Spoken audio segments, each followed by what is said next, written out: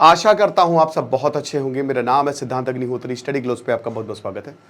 UPSC prelims तो खत्म हो चुका है, लेकिन तैयारी अब आपकी शुरू होगी। 1 साल है आपके पास। क्या करें, किस तरीके से तैयारी करें कि हमारा आईएएस या फिर स्टेट पीसीएस या फिर कोई भी एग्जाम निकल जाए।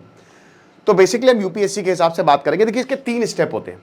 Step 1 basics, step 2 static plus dynamic, step मतलब हाई लेवल, स्टेप 3 रिवीजन।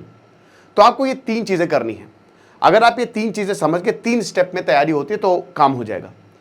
अब स्टेप 1 बेसिक्स में आपकी एनसीईआरटीज आ जाती है। बस अगर आपको अपनी तैयारी सशक्त करनी है तो 4 एनसीईआरटी जो हैं, सोशियोलॉजी की भी है, ठीक है, वो पढ़ लें। ज्योग्राफी, पॉलिटी, हिस्ट्री और इकोनॉमी। 10,000 का, कल ही एक बच्चे ने बोला था सर 10,000 का कोर्स है, अभी आपका ऑफर आया था, दोबारा आएगा क्या? हमने फिर से 2 दिन के लिए, आज और कल, आप एनसीईआरटी कूपन कोड यूज करेंगे, ये पूरा का पूरा कोर्स आपको 2,000 रुपए का मिलेगा, ओनली 2,000। और 6th से लेकर 12th तक एनसीईआरटी मैंने पढ़ाई है, बहुत अच्छे से पढ़ाई है, काफी ज्यादा इंसाइट्स आपको मिलेंगे। तो एनसीईआरटी बहुत इंपॉर्टेंट है।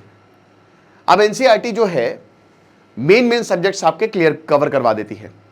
हिस्ट्री आपको बहुत अच्छे से, इसमें सारी हिस्ट्री कवर होती है और बहुत ही अच्छे तरीके से चलती है। लेकिन एनसीईआरटी में एक प्रॉब्लम है। प्रॉब्लम ये है कि अगर आप खुद से एनसीईआरटी पढ़ने बैठेंगे तो समझ में नहीं आएगी, क्योंकि बहुत ही संक्षेप में वर्ड्स दिए हुए हैं, कुछ डेफिनेशन से समझ ही नहीं आती है।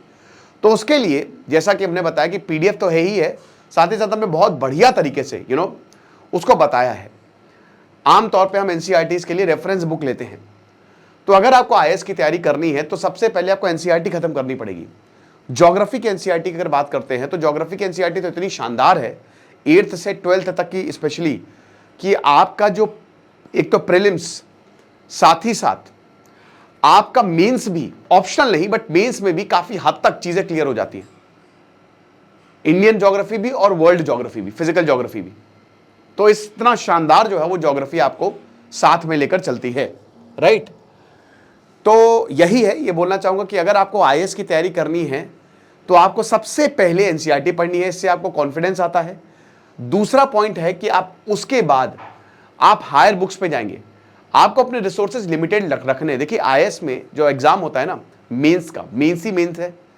मेंस में क्या होता है कि आपको अपनी नॉलेज को अप्लाई करना है। पढ़ते तो सब हैं, सवाल ऐसे होते हैं कि अगर ऐसा होगा तो आप क्या करेंगे, ठीक है ना।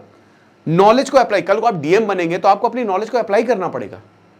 रट्टाफिकेशन से काम नहीं चलेगा। इसीलिए बड़े बड़े 30 मार्का जो है आईएएस नहीं निकाल पाते, पीएचडी कर रहे 8-9 साल से बैठे रह जाते हैं।